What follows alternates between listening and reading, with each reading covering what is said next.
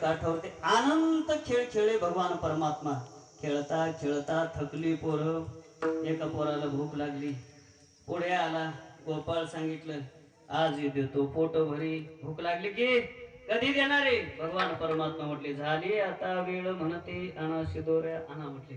सर्वांच्या शिदोऱ्या आणल्या, एकत्रित केल्या, सर्वांना गोलाकार बसवलं. मध्यंतरी भगवान परमात्मा उभा राहिले. याचं वर्णन श्रीमद भागवतामध्ये परमहंस परिव्राजकाचार्य श्री शुकाचार्य महाराज वर्णन करतात. बिभ्रद वेणुं जठरपटयो शृंगवेत्रे च कक्षे वामे पानम शृणकवलं तत्फलानिंगुलिषु तिष्ठन्मध्ये सुपरिसुहृद हासयन्नर्मभिस्वैः स्वर्गे लोके विशति भुजे यज्ञभुग्बालकीर्गे पुण्डरीकवराय